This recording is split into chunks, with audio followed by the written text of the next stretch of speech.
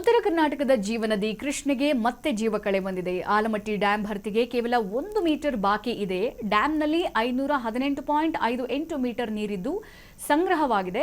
73,162 cusec ಒಳಹರಿವು ಇದೆ. ಈ ವರ್ಷದ ಮೊದಲ ಬಾರಿಗೆ ಆಲಮಟ್ಟಿ ಕ್ರಸ್ಟ್ ಗೇಟ್ಗಳು ಓಪನ್ ಮಾಡಲಾಗಿದ್ದು 26 ಗೇಟ್ಗಳಲ್ಲಿ 14 ಕ್ರಸ್ಟ್ ಗೇಟ್ಗಳನ್ನು ತೆರೆಯಲಾಗಿದೆ. ಮಹಾರಾಷ್ಟ್ರ ಹಾಗೂ ಕೃಷ್ಣಾ ಕಣಿವೆಯಲ್ಲಿ ಬಹಳ ಚೆನ್ನಾಗಿ ಮಳೆ ಆಗಿದ್ರಿಂದ ಜಲಾಶಯ ತುಂಬಿದೆ.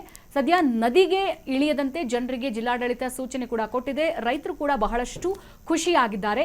ಸೊ ಇದು ಉತ್ತರ ಕರ್ನಾಟಕದ ಜೀವನದಿ ಕೃಷ್ಣೆ ಇದು ತುಂಬಿರೋದ್ರಿಂದ ಈಗ ನದಿಗೆ ಜೀವಕಳೆ ಬಂದಂತಾಗಿದೆ.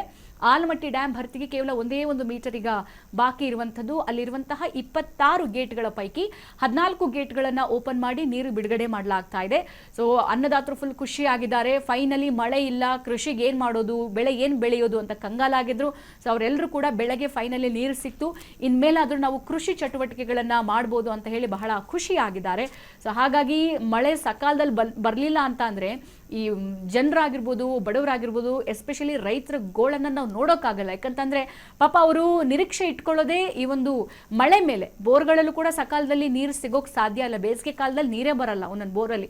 ಹಾಗಾಗಿ ಈ ಮಳೆಗಾಲದಲ್ಲೇ ಅವರು ಬೆಳೆ ಬೆಳೆಯೋಕ್ಕಾಗೋದು. ಸೊ ಬಹಳ ಖುಷಿ ಆಗ್ಬಿಟ್ಟಿದ್ದಾರೆ ಅಲ್ಲಿನ ಜನರು. ಓವರ್ ಆಲ್ 24 ಗೇಟ್ಗಳ ಪೈಕಿ 14 ಕ್ರಸ್ಟ್ ಗೇಟ್ಗಳನ್ನು ಓಪನ್ ಮಾಡಿ ನೀರನ್ನು ಹರಿಸಲಾಗ್ತಾ ಇದೆ. ಸದ್ಯ ಕೃಷ್ಣೆಗೆ ಈಗ ಮತ್ತೆ ಜೀವಕಳೆ ಬಂದಂತಾಗಿದೆ.